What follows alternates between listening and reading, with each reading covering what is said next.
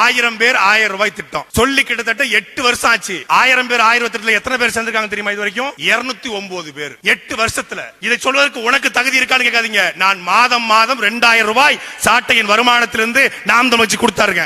ஒரு 1000 பேர் கூட நாம் தமிழ் கட்சிக்கு 1000 ரூபாய் கொடுக்க முடியாதா? முடியும். நீங்க ஒரு கட்சிக்கு 10 லட்சம் ரூபாய் கூட மாதம் வருமானம் வரலன்னா பொங்கலா அண்ணன் ஒவ்வொருத்தரா கூட்டு கேட்கறது. மாவீர நாளுக்கு நான் உட்கார்ந்து 25 வெட்ட அண்ணன் என் முன்னாடி பிச்சை எடுத்தாரு. 50,000 போடுங்க, 25,000 போடுங்க.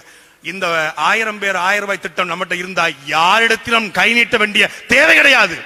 நம்ம கிட்ட மாசம் 10 லட்சம் ரூபாய் இருக்கும். கட்சியினுடைய நிர்வாகிகளுக்கு சம்பளம் போடலாம். கட்சி ஒரு உறவு ஒரு விபத்தாயிருச்சா, ஒரு பள்ளி கட்டணமா, ஒரு ஏதாவது ஒரு சின்ன ஒரு கல்யாணமா, கட்சி காசு எடுத்து கொடுக்கலாம். யார்கிட்ட போய் கையேந்தணும்? கட்சிக்கு ஒரு ஃபண்ட் வந்துடும். இந்த நிலைமைக்கு அண்ணன் சீமானை விடக்கூடாது.